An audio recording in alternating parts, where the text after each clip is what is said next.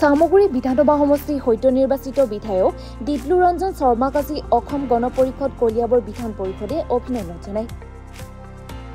কলিয়াবৰ কৰিটোলস্থিত অসম গণ পৰিষদ কলিয়াবৰ বিধান পৰিষদ কাৰ্যালয়ত অনুষ্ঠিত অভিনন্দন অনুষ্ঠানত মিত্ৰজোঁটৰ মনোনীত প্ৰাৰ্থী হিচাপে অৱতীৰ্ণ হৈ ৰকিবুল হুছেইনৰ প্ৰবল প্ৰত্যাহ্বান নেওচি বিজয়ী হোৱাৰ পাছত আনুষ্ঠানিকভাৱে এই অভিনন্দন গ্ৰহণ কৰে।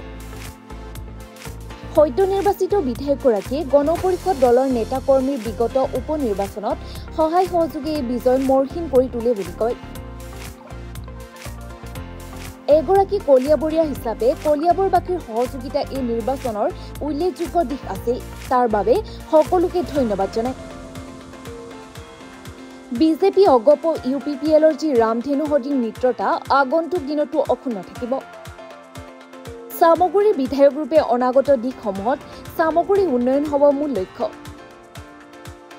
আজি অভিনন্দন অনুষ্ঠানত অগপ বিজেপি দলৰ নেতা কৰ্মীৰ লগতে দুয়ো দলৰ সমৰ্থকসকলে উপস্থিত থাকিব।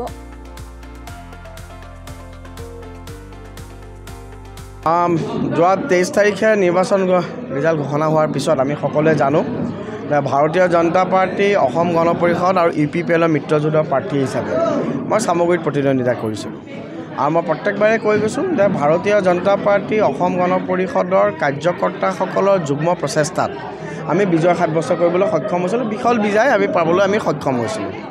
আজি মাননীয় অসম গণ পৰিষদৰ সন্মানীয় জিলা সভাপতি সম্পাদকৰ অনুৰোধ মৰ্মে আৰু মাননীয় মন্ত্ৰী মহোদয় ডাঙৰীয়াৰ ইচ্ছা মৰ্মে আজি অসম গণ পৰিষদৰ কাৰ্যালয়ত আজি উপস্থিত হৈছোঁ।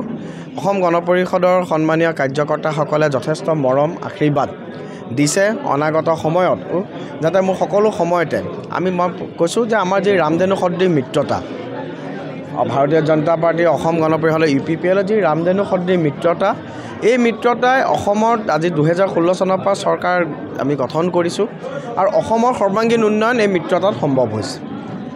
চামগুৰিতো ভাৰতীয় জনতা পাৰ্টি অসম গণ পৰিষদৰ প্ৰতিজন কাৰ্যকৰ্তাই নিজৰ ইলেকশ্যন বুলি এই ইলেকশ্যন খেলিছিল। মাননীয় মন্ত্ৰী মহোদয় কেশৱ মহন্ত ডাঙৰীয়াৰ নেতৃত্বত আৰু মাননীয় জিতু গোস্বামী ডাঙৰীয়াকে ধৰি পেলাই আমাৰ কেইবাগৰাকীৰ নেতৃত্বৰ প্ৰচেষ্টাত আমি খুব সুন্দৰভাৱে নিৰ্বাচনটো খেলিবলৈ সক্ষম হৈছিলোঁ। আমি মাইক্ৰ' মেনেজমেণ্ট কৰিবলৈ সক্ষম হৈছিলোঁ। আৰু মই সেইকাৰণে আজি অসম গণ পৰিষদৰ সমূহ কাৰ্যকৰ্তাক পুনৰাই মই ধন্যবাদ জ্ঞাপন কৰিছোঁ।